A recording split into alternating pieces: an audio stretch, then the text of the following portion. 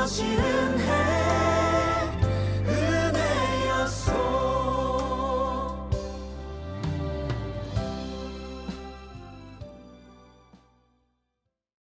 오늘 요엘서 2장 12절부터 17절까지 말씀을 보았습니다.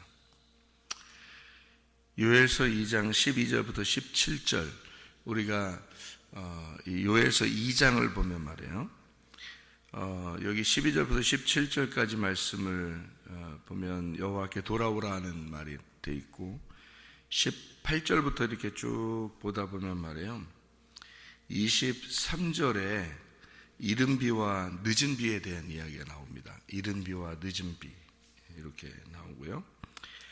그리고 이제 28절부터 이렇게 쭉 보면 거기에 이제 말세에 일어나는 일에 대한 이야기가 나와요. 말세에 뭐 하늘과 땅에 이적을 베푸는데 피와 불과 연기 기둥이라, 이제 30절에 그런 말이 있고요. 31절에는 여호와의 크고 두려운 날이 이르기 전에 해가 어두워지고 달이 핏빛같이 변하려니와, 이렇게 되어 있습니다. 그런데 이제 누구든지 여호와의 이름을 부르는 자는 구원을 얻으리니, 이렇게 되어 있고요. 이 말이 언제 이루어졌죠? 이 말이 언제 이루어졌어요? 오순절 날 이루어졌어요. 사도행전 2장에. 그러니까 사도행전 2장에 나오는 말이 여기 있는 말을 그대로 한 거예요.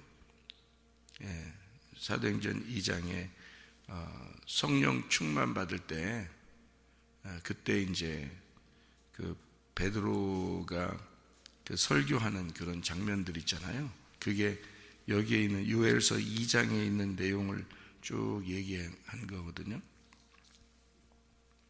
그러니까 사도행전 2장에 이렇게 베드로가 오순절날 설교한 내용이거든요. 이 말이. 그날 몇 명이 구원받아요? 3,000명이 구원받죠. 그런데 그 구원받을 때 그 사람들이 다 어떻게 구원받아요? 헤헤 웃으면서 구원받아요? 울면서 구원받아요? 울면서 구원을 받아요, 이 사람들이요.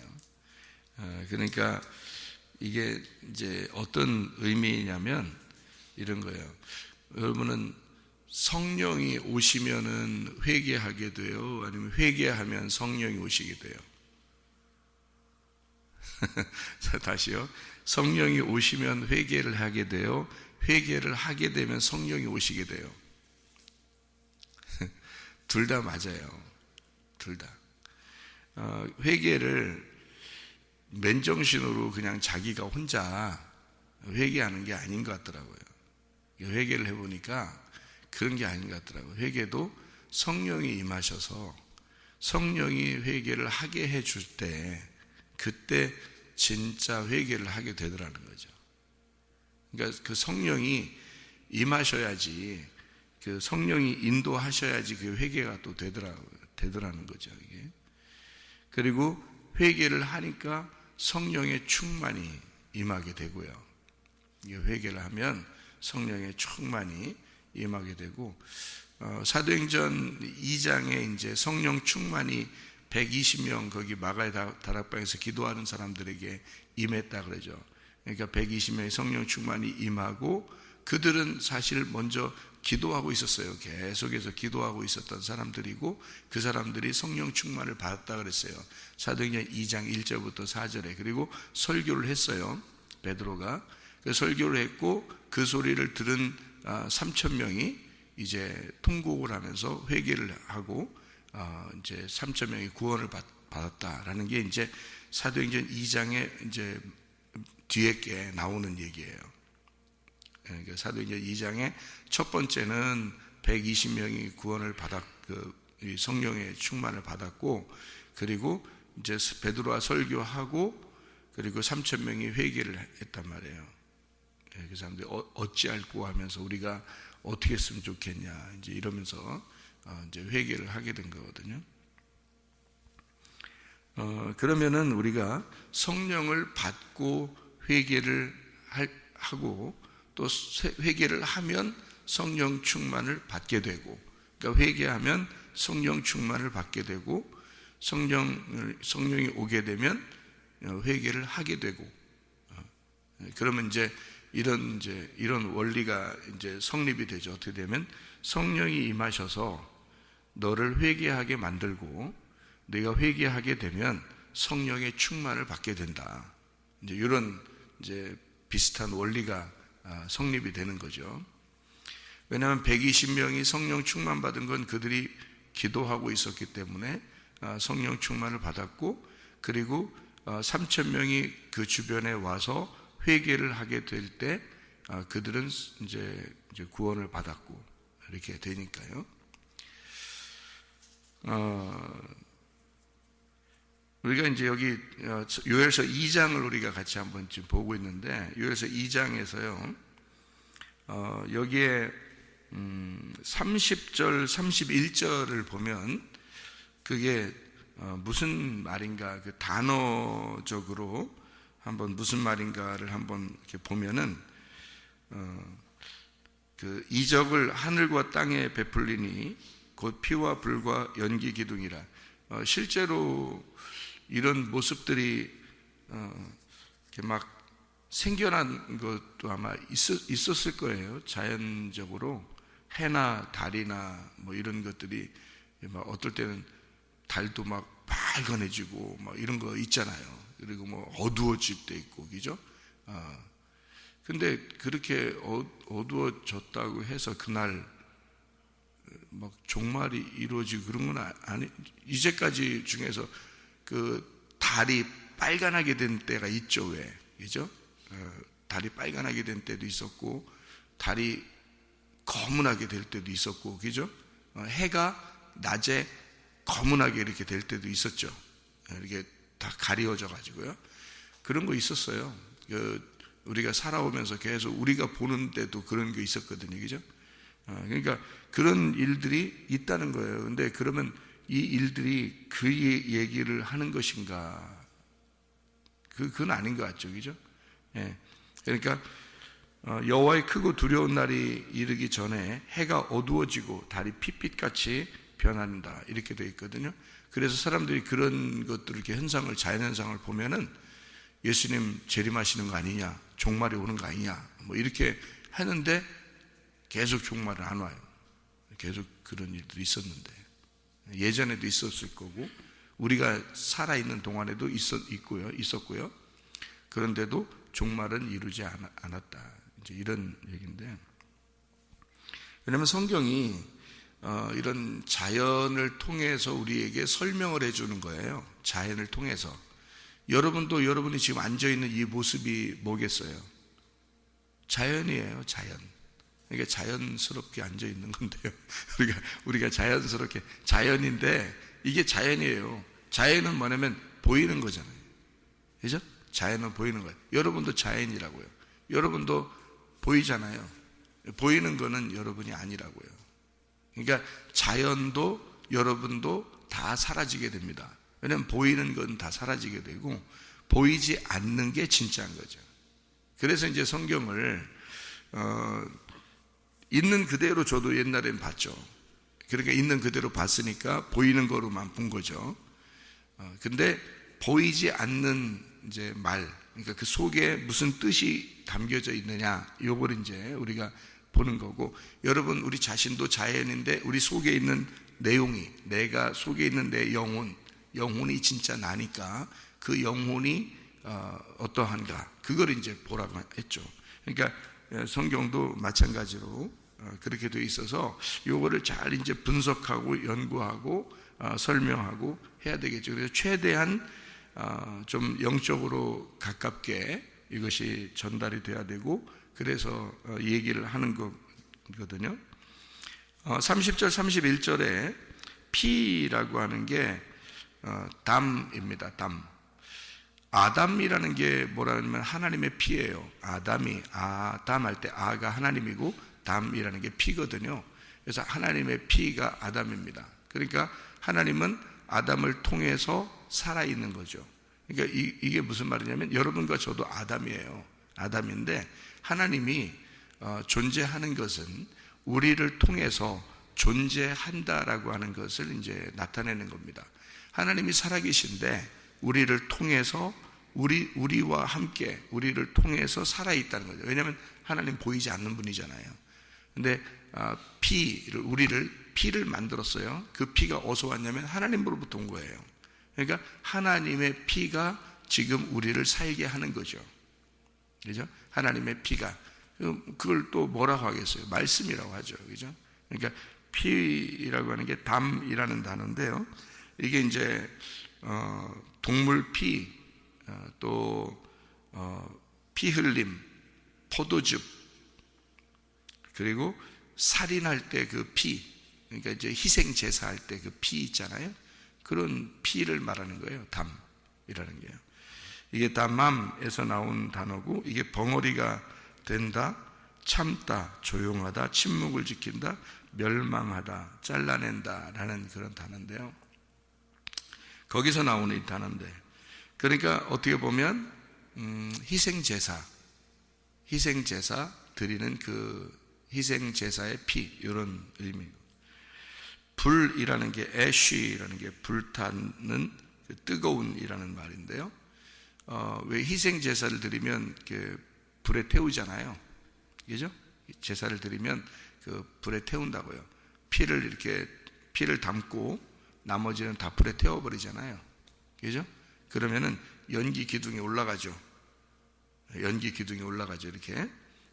그러니까 그 연기 기둥 할 때 그 연기라는 게 이게 아샨이라는 단어인데요.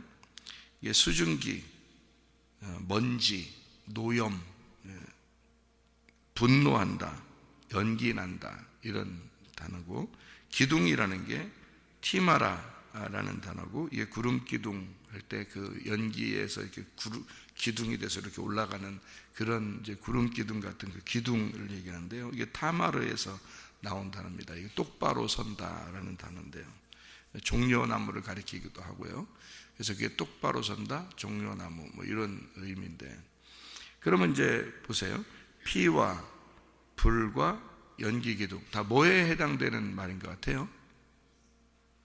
제사 드리는 의미예요. 그러니까 제사 드리는, 희생 제사 드리는 의미인데, 희생 제사는 뭐를 희생 제사라고 그래요? 희생이 뭐예요?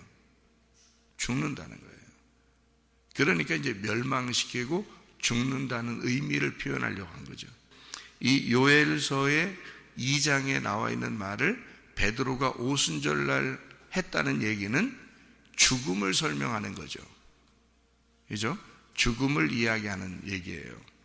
그러니까 사람들이 그 종말에 대한 것을 생각하고 그 자기의 그 죽음, 자기의 종말, 자기의 죽음을 생각하는, 그러니까 예수 그리스도가 우리를 위해서 죽으셨기 때문에 너희들의 죽음을 죽지 않아도 되는, 그러니까 너희들이 죽어야만 마땅한데 그 죽음을 예수 그리스도가 대신 죽으셔서 희생 제물이 되셨다.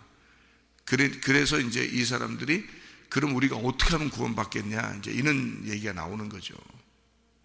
그렇겠죠? 왜냐하면 자기들이 죽어야 될 것을 깊이 깨달은 겁니다. 그게 종말이니까, 그게 자기들의 종말이니까. 그러니까 여러분에게도 그런 종말이 와야 되는데, 그 종말이 여러분에게 깊이 깨달아지는 종말이 와야 되는데, 그게 어떤 사람에게 오냐면 자기가 죄인이라는 것이 막 간절하게 와야 되거든요.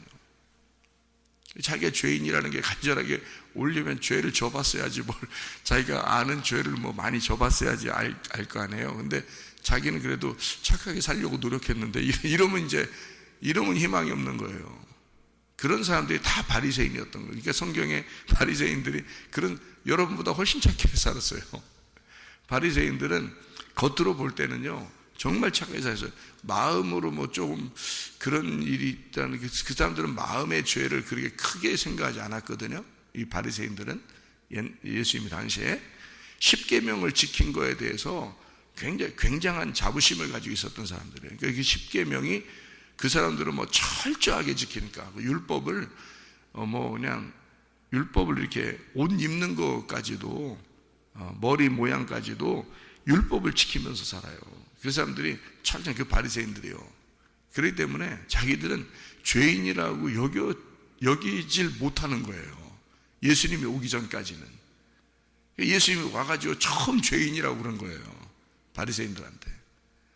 그러니까 이 사람들은 전혀 죄라는 걸 깨닫지 못하고, 그래서 예수님이 얘기하는 것도 이해가 안 되는 거예요. 자기들의 그 죄하고 예수님의 이야기하는 거하고 이해가 안 되니까 부딪힐 수밖에 없는 거거든요. 죄가 없는데 자꾸 죄인이라고 그러니까. 그러니까 그게 그 죄인이라는 사실을 깊이 깨달아지면 희망이 있는 거고요. 누가 그 마음을 줬겠어요? 성령님이 주셔야 되는 거예요. 그게 오더라니까요, 실제로. 그러니까 성령님이 그 마음을 주시면 통곡을 하게 되고요. 그 통곡을 하게 돼서 회개를 하게 되면 성령 충만을 받게 돼요. 그게 성경의 원리가 그렇더라고요. 그래서 우리의 그 멸망, 우리의 죽음, 이것이 너희가 성령을 받아야 구원을 받으니까 그 성령을 받는 그 순서죠. 그래서 이런 이야기들을 여기다가 해놓은 거고요. 피와 불과 연기 기둥이라 여호와의 크고 두려운 날이 이른다는데, 여호와의 크고 두려운 날이 뭐겠어요? 우리한테는 죄를 드러나게 하는 날이란 말이에요. 여호와의 크고 두려운 날이 언제는 말라기서에서 나온 이야기인데요. 말라기서에서 침례 요한이 너희에게 엘리야가 올 것이다. 그게 침례 요한이 온 거고, 침례 요한이 왔을 때 사람들은 다 이제 침례를 받으러 왔어요. 그래서 이제 침례 요한이 물로 침례를 주면서 앞으로 예수님이 오시는데 그분은 불과 성령으로 침례를 줄 것이다 라고 이야기를 했죠.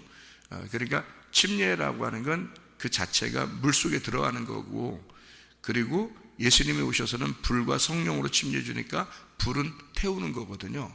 그래서 이거를 죽음으로써 너희들이 회개해야 된다라는 것을 이제 나타내 주는 얘기인데, 침례 요한이 그렇게 오게 된 거고, 회개를 시키는 것이 크고 두려운 날인 거죠. 그리고 예수님이 와서는 천국이 다가왔다, 너희들이 회개하라, 이렇게 말하는 것은 그렇게 마음을 하나님께 돌려라는 얘기인데요. 너의 죽음이 없이 하나님 앞에 마음이 돌려지겠느냐는 겁니다. 너의 죽음이 없이. 그래서 침례를 받아야 된다는 거거든요. 물침례, 불침례, 성령 침례, 이렇게 되는 거죠. 그 침례를 받는 것은 바로 죽음을 의미하는 거니까 그 죽음을 통해서 하나님을 만나야 된다, 이제 이런 얘기가 되는 거거든요. 그게 천국이거든요. 그 천국을 만나려면 회개가 반드시 있어야 된다. 그거를 크고 두려운 날이라고 구약에서 그렇게 많이 얘기한 거예요. 크고 두려운 날. 그게 이제 창세기 3장에 선악과 먹고서 사람들이 숨어 있는 거죠. 하나님이 부르니까, 하나님이 어딨냐, 우리가 두려워서 숨었나이다. 바람이 불면서, 신선한 바람이 불면서 하나님이 나타나시는 거예요. 그날이 하나님이 나타나시는 날인 거죠. 나타나시는 날이 아담은 두려운 날인 거예요. 무서운 거예요. 왜? 죄를 졌으니까. 이게 선악과를 먹은 것이 죄인 거예요. 근데 누가 그걸 죄라고 알려줬느냐 이거예요. 아무도 알려준 사람이 없어요. 그거 먹으면 죽는다 했는데 그거를 네가 먹었느냐 이렇게 물어봤죠, 하나님이. 그러니까 그게 죄다라는 얘기가 아닌데 그냥 그거 먹고서 이상하게 죄를 깨달은 거예요, 이 아담과 하와가. 그래서 숨어 있는 거거든요. 여호와 하나님이 나타나셔서 어디 있느냐, 너희들 왜 그래 숨어 있느냐, 저희들이 하나님 무서워서 숨어 있습니다. 그러면 니네가 선악과를 먹은 거 아닌가? 그러니까 선악과 먹고서 이제 무서웠던 거죠. 이게. 그러니까 그거를 누가 죄라고 가르쳐 줬냐 이거지, 그죠? 스스로 알게 된 거예요. 어떨 때 알게 된 거예요? 여호와의 바람이 불면서 하나님이 나타나시는 거예요. 그게 이 사람들한테는 너무 크고 두려운 날인 거죠. 아담과 하와에게는. 그죠? 크고 두려운 날이 임한 거란 말이에요. 그러니까 크고 두려운 날은 하나님의 날인 거예요. 여러분에게 회개가 그만큼 통곡하며 회개가 일어났다면, 그런 날이 여러분에게 온다면, 그리고 그런 날이 여러분에게 왔었다면, 그거는 여호와의 크고 두려운 날이 임한 것이다. 예. 그거는 축복이에요. 축복. 그러니까 여호와의 크고 두려운 날은 성령을 받는 날이고, 예수님을 만나는 날이고, 하나님을 만나는 날이에요. 그 날이에요. 그게 이제 구약에서 계속 이야기하는 날이거든요. 그래서 그 크고 두려운 날이 이르기 전에 해가 어두워지고 달이 핏빛같이 변한다, 이렇게 이야기했습니다. 그러면서요, 여호와의 이름을 부르는 자는 구원을 얻으리니, 이렇게 돼 있죠. 그러니까 여호와의 이름만 부르면 구원받겠네요. 그렇죠. 여호와의 이름만 부르면 구원받아요. 그러니까 위 앞에 거를 다 생략하고 뒤에 여호와 이름만 부르면 구원받네요 라고 생각하면 간단하죠. 간단한 얘기인데 앞에 일이 있어야 되지. 앞에 일이 있어야 그 다음에 여호와의 이름을 부르면 구원받는다고 나오는 거죠. 그러니까 사람들이 앞에 일은 생각 안 하고 주여 주여 내가 예수님을 믿습니다, 여호와 하나님이여 내가 하나님을 믿습니다, 이렇게 하니까 그건 다 말짱 헛일이라는 거죠. 그러니까 주여 주여 한다고 천국 가는 거 아닙니다. 여호와의 이름을 부른다고 천국 가는 거 아닙니다. 여호와의 이름을 부르면 구원을 받는다고 했는데 그것도 아닙니다. 왜 아니냐? 앞에 일이 있어야지 요 일이 있는 거죠. 이거는 여호와의 이름을 불러서 구원받는 거는 우리가 부르는 게 아니에요. 불려지는 거죠. 다시 말하면 하나님의 영이 우리에게 들어와서 우리가 그렇게 부를 수 있게 되는 그 부름을 얘기하는 거지, 그냥 뭐 주여 주여 그런다고 그렇게 되겠냐고요. 그런 거 아니라고요. 그러니까 주여 주여 한다는 주여 주여 한다고 하나님 나라에 가는 것이 아니고 아버지의 뜻대로 행하는 자라야 천국에 들어갈 것이니라 라고 되어 있는 말이 있죠. 그게 아버지의 뜻대로잖아요. 주님의 뜻도 아니고 하나님의 뜻도 아니에요. 아버지의 뜻이라고요. 왜 아버지의 뜻대로 되겠어요? 내가 아들이 된다는 얘기예요.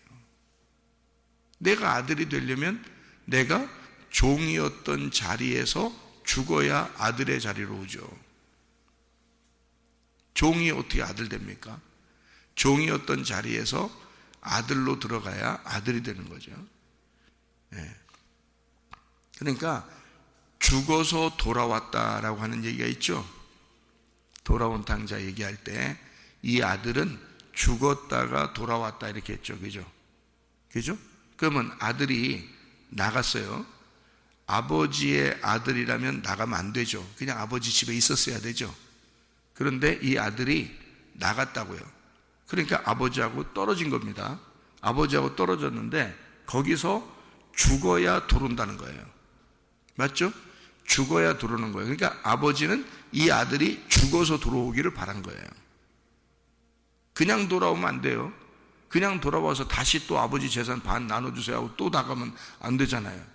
죽어서 돌아와야지. 그래서 이 아버지는 그 죽어서 돌아온 아들에게 상속을 해준 겁니다. 죽어서 돌아온 아들에게. 그래서 이 아들은 내가 죽었다가 돌아온 아들이다. 그래서 잔치를 베풀고 옷을 입히고 가락지를 끼워주는 거예요. 가락지가 뭐 몇 개 되나요? 상속하는 가락지는 하나예요. 도장이거든, 도장. 도장 가락지, 그게 성령이거든요. 성경에서 말하는 인을 쳐, 성령으로 너희에게 인을 치었다 그러잖아요. 성령으로 인을 쳤다는 말은 성령의 도장을 찍었다는 얘기거든요. 도장은 하나예요. 그래서 상속해주는 도장은 하나예요. 아들로 인정하는 상속, 내 재산을 이 아들에게 물려준다 하는 상속의 도장은 하나밖에 없거든요. 그거를 껴주는 거예요. 가락지를 껴주며. 돌아온 탕자, 그러니까 그 사람이 죽었다가 왔기 때문에 그렇습니다. 그러면 보세요. 나갈 때는 뭐였던 거예요? 나갈 때는 뭐였는데 돌아올 때는 뭐가 됐다. 이렇게 할 때 성경에서요, 여러분이 생각할 때는 염소는 지옥 가고 양은 천국 간다고 그러죠. 그죠? 염소는 지옥 가고 양은 천국 가잖아요. 그러면 뭐가 나가서 죽었고 뭘로 돌아온 거예요? 염소가 나가서 죽어서 양으로 들어오는 거예요. 그게 이제 그러니까 염소, 양 이거를 여러분은 다른 사람이라고 생각해. 자기는 양 같았고 저쪽 사람은 교회에서 조금 말썽 피우는 사람은 저건 염소 같고 자기는 꼭 양 같아. 그런 말을 하는 게 아니에요. 염소와 양이 같이 있다 그랬죠, 우리 속에. 그러니까 내 속에 염소가 나가서 죽어야 돼요. 그리고 양으로 돌아와야 된단 말이에요. 그러니까 죽어야 돌아오는 거예요. 죽어야 새로 태어나는 겁니다. 그래서 죽어서 새로 태어나는 걸 거듭났다 그러는 거죠. 위에서 태어났다 그러는 거예요. 그러니까 아래에서 너희가 염소였는데 죽어서 위에서 태어난 양이 되었다, 이렇게 되는 거거든요. 그 말이 그걸 이해를 하고 성경을 봐야 돼요. 그래야 성경이 보이는 거지. 자기에게 말하는 책이 되는 거죠. 다른 사람 얘기하는 거 아니에요. 성경은 다 자기에게 말하는 거거든요. 그러니까 죽어야지만이 하나님의 자녀가 돼서 돌아오는 거거든요. 마찬가지예요. 그러니까 여기서는 반드시 크고 두려운 날이 임해야 되는 거예요. 피와 불과 연기 기둥이라는 그 죽음, 희생 제물이 있어야 여호와의 이름을 부르게 되고 그런 사람이 구원받는다는 얘기죠. 그러니까 하나님 한다고 구원받는 게 아니고 진짜 아들로서 하나님을 믿는 자, 아들로서 아버지의 뜻대로 살려고 하는 자가 구원받는 거죠.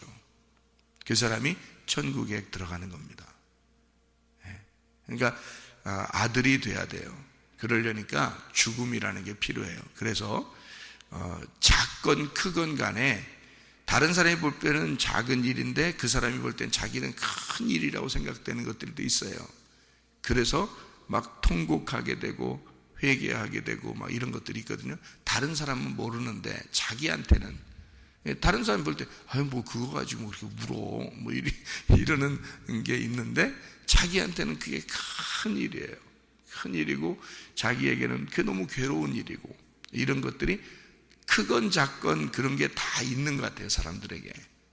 그럴 때가 그 고통, 그 상한 마음, 이거를 하나님은 진짜 예배라고 생각을 하는 거예요.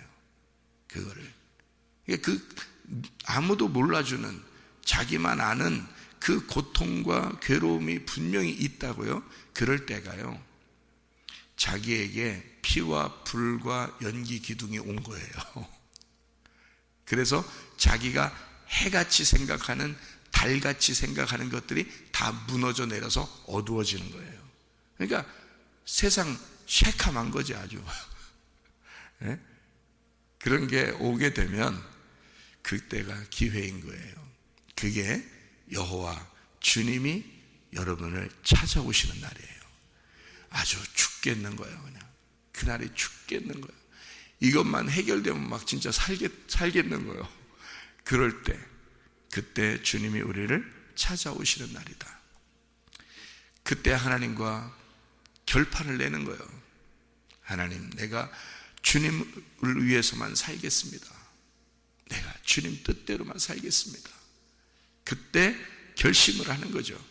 그런 게 안 오면 그냥 이 세상 살만한 거예요. 그냥 이 세상이 그래도 그냥 살만해. 자기가 이렇게 하면 살 것 같아. 그러면은 크고 두려운 날이 임하지 않죠. 크고 두려운 날이 임한다는 것은 자기가 꽉 막혀, 앞뒤 좌우가 꽉 막혀서 도망갈 데가 없는 거예요. 그래서 그 십자가 그늘 아래 숨는 거죠. 그러면 누가 너를 죄인이라고 하되 그냥 스스로 죄인이 되는 거예요. 그냥 자기 스스로 죄인인 것을 알게 되는 거예요.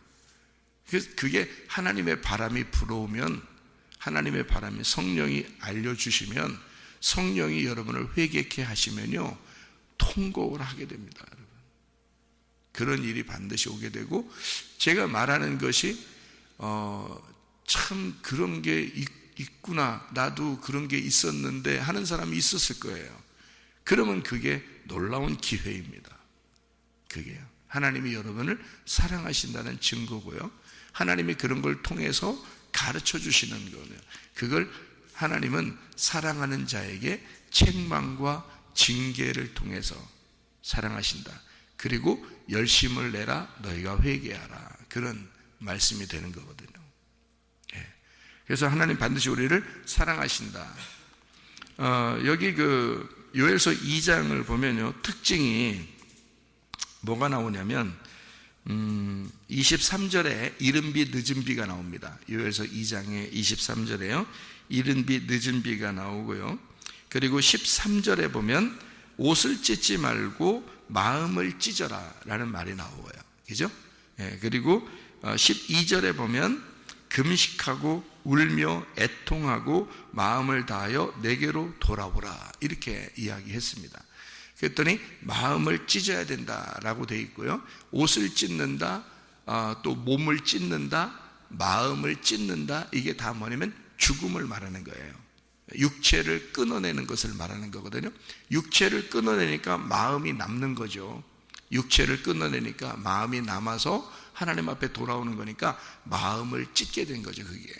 그리고 옷을 찢고, 그러니까 옷을 찢으니까 속에 진짜가 나타나는 거죠. 옷으로 포장했는데 포장지를 뜯어냈다는 뜻이에요. 할례를 한다는 것은 그래서 껍질을 벗겨낸다는 뜻이란 말이에요. 껍질을 벗겨내니까 알맹이가 나왔다는 뜻입니다. 그게 할례라고 하는 거거든요. 분명히 아셨죠? 그게 이런 말이에요. 그래서 할례를 통해서 몸을 찢는 거지만 그것이 마음을 찢어야 된다라고 얘기하는 거거든요. 그러니까 옷을 찢지 말고 마음을 찢어라. 그게 울며 애통하고 마음을 다하여 내게 돌아와라. 그걸 뭐라 그러면 금식이라 그러는 겁니다. 금식. 금식하면 우리가 이제 밥 굽는 거를 얘기하는 거죠. 그러면 내가 이제까지 먹던, 지금까지 먹던 밥을 중지하고, 그렇죠? 그리고 하나님 앞에 기도하는 거 아니겠습니까? 그걸 이제 금식이라 그렇게 말을 하잖아요. 그런데 여기서는 옷을 찢지 말고 마음을 찢어라 했으니까 너희가 밥 굶지 말고, 이 말이 되잖아요. 밥을 굶지 말. 그러니까 사람들은 뭐예요? 때마다, 바리새인들도 마찬가지예요. 때마다 금식합니다. 이 사람들은. 왜냐하면 원래 금식을 하는 거예요. 근데 예수님이 와가지고는 금식을 해요, 안 해요? 안 해요. 제자들 보고 금식하라고 안 합니다. 예수님이 와가지고는. 제자들 이렇게 막 그 안식일 날도 배고프니까 막 밀리사 까먹고 막 이러잖아요. 그 사람들이 왜 저렇게 하냐고 막 뭐라고 하잖아요. 예수님, 야, 배고파서 먹는데 뭐라 그러냐 이러잖아요. 그러니까 먹는 거 가지고 뭐라고 안 한단 말이에요. 근데 사람들은 우리가 때마다 금식도 하고 뭐 이러지 않았습니까? 뭐 이렇게 하잖아요. 예수님은 그런 거 인정 안 한다는 겁니다. 근데 그러면 이제 여기서 말하는 금식이라고 하는 그런 게 뭐냐? 그러니까 보세요. 자, 금식하고 애통하며 울며 고통받아라 이런 말인데, 그것이 우리가 밥을 굶는다 이런 거 아니겠어요? 그리고 울며 통곡하라는 거 아니겠습니까? 그러면 너희가 그 옷을 찢지 말고 마음을 찢어라. 그러면 앞에 있는 말은 그 금식이 아니다라는 말이죠. 그렇죠? 그러니까 이 땅에 있는 밥을 굶지 말고, 이 땅에서 옷을 찢지 말고, 그 말 똑같잖아요. 그죠? 옷을 찢지 마라, 밥을 굶지 마라, 그리고 마음을 찢어라. 마음으로 금식해라, 그 말이죠. 마음으로 금식해라. 그죠? 그러니까 물론 뭐 다이어트가 필요해서 금식도 하고 그럴 필요는 있어요. 너무 돼지같이 너무 많이 먹으니까 그런 건 필요하지만, 그게 밥을 굶었기 때문에 하나님이 나를 사랑하실 거야, 이건 아니란 말이에요. 오히려 밥 먹으라 그러지. 아버지가, 엄마가 일부러 밥 먹으라 그러지 밥 먹지 말라고 그러겠냐고요. 밥 먹지 말고 네가 나한테 얘기해. 그럼 내가 들어줄게. 그런 하나님이, 그런 아버지가 어디 있어요? 그죠? 오히려 밥 먹으라 그러지. 밥 먹으면서 웃으면서 얘기하는 거 더 잘 들어주지. 그렇지 않겠어요? 아버지 엄마가 그걸 더 기뻐하지. 하나님이 기뻐하는 게 금식이겠어요? 그런 거 아니죠. 하나님도 금식하는 거 좋아하지 않는다고요. 그러니까 그런 의미가 아니에요. 마음의 금식을 하는 뜻이에요. 마음의 금식이라는 것은 무슨 말이겠어요? 밥에서 이 땅에 밥을 굶는다는 거니까 마음의 금식은 육체를 끊어내는 겁니다. 내 속에는 육체적인 죄를 끊어내는 거예요. 마음을 돌이켜서 하나님에게 돌아오라는 얘기거든요. 마음을 돌이켜 하나님 마음을 알으라는 얘기입니다. 한마디로 말하면 너희가 하나님의 양식을 먹으라는 얘기예요. 그죠? 금식이라는 건 밥을 끊어라는 얘기잖아요. 밥을 끊어라. 이 땅에 밥을 끊어라. 그럼 뭐 먹으라는 거예요? 하늘의 양식을 먹으라는 얘기예요. 그 얘기를 하고 싶은 거죠. 그러니까 밥을 끊지 말고 밥 먹으면서 뭐 하라고? 마음의 금식을 하라 이 말이야. 마음의 금식. 그러니까 마음으로 육체적인 죄를 짓지 말고 하나님의 마음을 자꾸 먹어라 그 말이에요. 하나님의 마음을 자꾸 따라와라.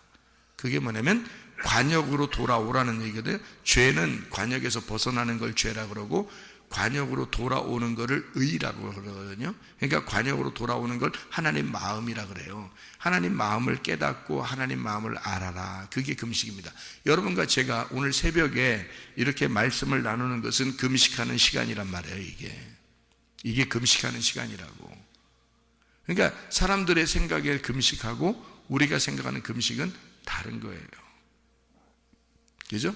우리가 지금 금식하는 건 뭐를 금식이라고 했다고요? 이렇게 말씀을 나누는 거를 금식이라고 했다고요. 왜? 하나님의 마음에 돌아오고 있잖아요. 하나님 마음이 무엇인지를 깨달으려고 하잖아요. 그죠? 그러면 그것이 금식이라고요. 마음의 금식이라고요, 이게. 그러니까 땅에 있는 생각을 끊고 내 생각을 끊고 하나님의 생각을 하는 거예요. 하나님 생각이 무엇인지 하는 거. 그죠? 내 생각을 끊는 거예요. 내가 먹는 음식을 끊는 거란 말이에요. 그게 내 생각을 끊는 거예요. 내가 먹는 음식을 끊는 거야. 그리고 하나님의 음식을 먹는 거야. 하나님의 생각을 하는 거야. 하나님이 무슨 생각을 하고 있는가? 하나님이 이 말이 무슨 말인가? 이게 금식이라고요. 너희가 옷을 찢는 것은 이 땅에서 옷을 찢는 퍼포먼스가 중요한 게 아니라 마음을 찢어서 육체를 벗겨내고 껍질을 벗겨내고 알맹이가 되어서 하나님 마음이 되어라 그 말이거든요. 그게 할례라고 하는 거예요. 그런 날은 네가 너를 죽이는 날이니까 그게 슬프고 고통스러운 날이다 그 말이에요. 네가 너를 죽이는 날이니까 그날 죽는 날이니까 슬픈 날이죠. 여호와께서는 우리에게 아담과 하와에게 오시면서 뭐라고 그러냐면 아담아 어디 있느냐 그런단 말이에요. 바람이 불면서 주님 여호와께서 나타나신단 말이에요. 그때 아담과 하와는 너무 무서운 거죠. 아담과 하와한테는 무섭지만 사실 여호와 하나님은 뭐 하러 온 거예요? 얘들이 옷 벗었다는 걸 알았으니까 옷 입혀주러 온 거예요. 옷을 입혀주고 싶어서 온 거예요. 옷을 벗었다는 걸 아는 사람에게만 옷을 입혀주는 거예요. 그 전까지는요, 옷을 벗었지만 부끄러운 줄 몰랐어요. 그때는 가죽 옷이 필요 없다고요. 가죽 옷은 뭔가 동물이 죽어야 되잖아요. 누군가가 죽어서 그 껍질을 벗겨서 가져온 거잖아요. 그게. 그러니까 그런 게 필요 없다고요. 원래 그 선악과 먹기 전에는 부끄러움을 없으니까 모르니까 그냥 벗고 살았던 건데 선악과를 먹고 나니까 벗은 게 부끄러운 줄 알았어요. 그러니까 하나님이 나타날 수밖에 없죠. 나타나서 옷을 입혀줘야 되잖아요. 그러니까 하나님은 옷 입혀주러 온 건데 이 사람들은 무섭단 말이에요. 자기의 죄가 부끄러운 게 드러나니까. 무슨 말인지 아시겠죠? 그러니까 여러분 주님이 우리에게 오시면 그날은 통곡하는 날이다. 왜? 내가 죄인임이 그냥 드러난다 이거야. 내가 죄인임이 그냥 죄인이라는 게 그냥 드러나는 거예요.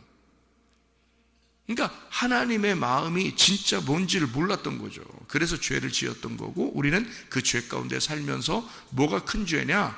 하나님을 모르는 게 죄예요. 여러분이 설교를 듣다가 어떤 때는 막 가슴이 울컥할 때가 옵니다.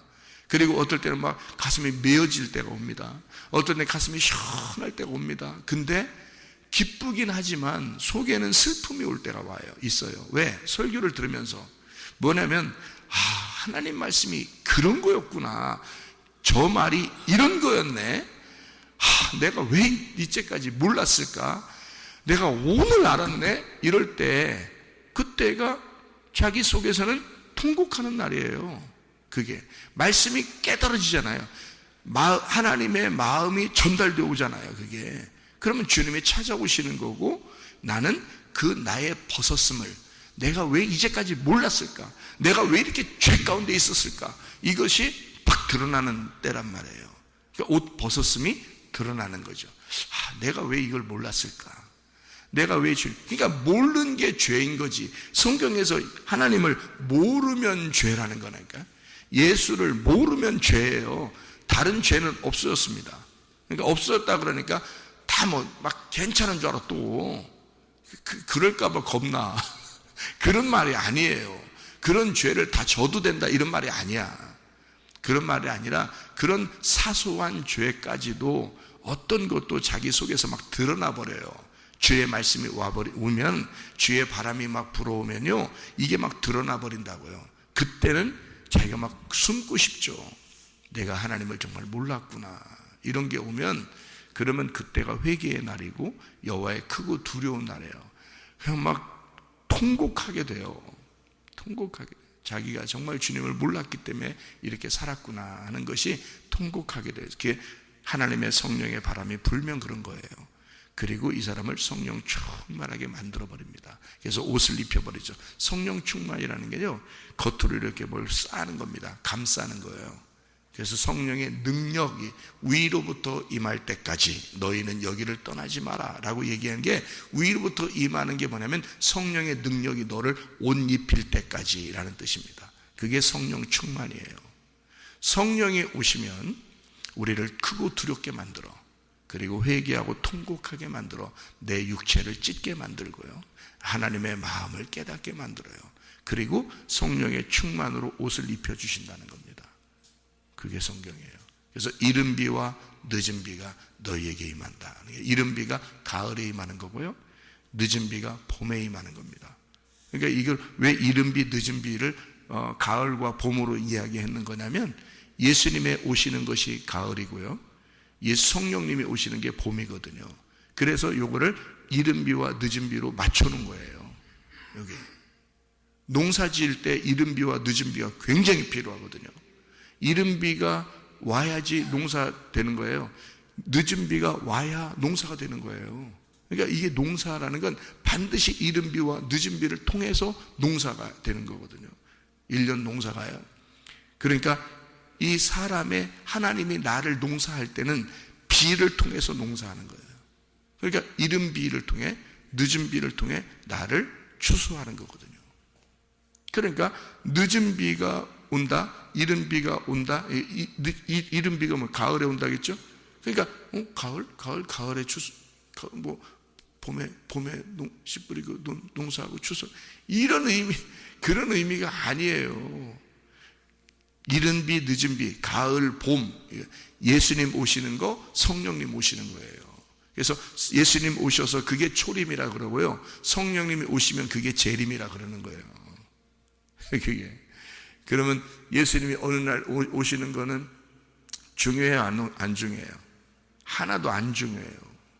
예수님 언제 오면 어때요? 오늘 오면 어떻고, 내일 오면 어때요? 아니 10년 후에 오면 어떻고, 100년 후에 오면 어떻고, 1000년 후에 오면 어때요? 여러분한테 문제 있어요? 문제 없어. 성령을 받는 게 문제야, 여러분에게는. 예수님 오신 게 초림이고요, 성령님 오시는 게 재림이야. 그래서 여러분에게 그게 이미 재림이 임하면, 여러분에게 예수님, 성령님이 들어오시면 문제 없어. 100년 후에 예수님 와도 되고 1000년 후에 예수님 재림하셔도 되고 내일 예수님 재림하셔도 돼. 괜찮아. 그러니까 문제는 뭐냐면, 이른 비를 맞았느냐 늦은 비를 맞았느냐 그거거든요.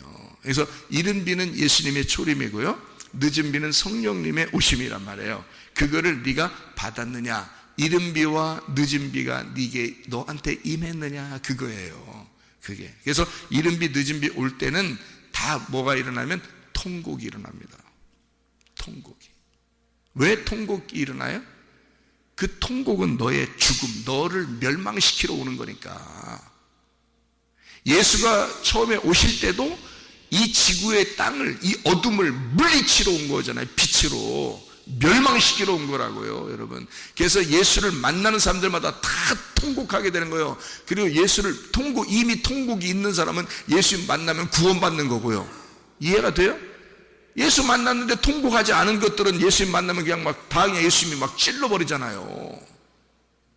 무슨 말인지 아시죠? 근데 이미 찔린 사람들은 예수님 만나면 다 구원받잖아요. 성령이 오실 때도 마찬가지죠. 성령이 오시니까 사람들 통곡하잖아요. 사도행전 2장에 성령이 임하시면 반드시 통곡이 나. 왜? 멸망시키는 거니까. 그날이 멸망의 날이니까. 여러분 멸망 받아본 적이 있습니까? 하나님에 의해서 철저하게 멸망 받아본 적이 있습니까? 그러면 그날이 여러분 여호와의 크고 두려운 날이었고 그날 구원받는 거예요, 여러분. 그러니까 사람들이 나 예수님 영접했는데요, 예수님 나 믿었는데요, 예수님 나 주인으로 고백했습니다. 그 주여 주여 한다고 다 천국 가는 거 아닙니다, 여러분. 그게 그렇게 고백한 날이 있었다는 것을 기억하는 거, 어떤 뭐 종교 단체가 그렇게 무슨 구원받은 날짜도 기억한다는데 그런 거 의미 없습니다.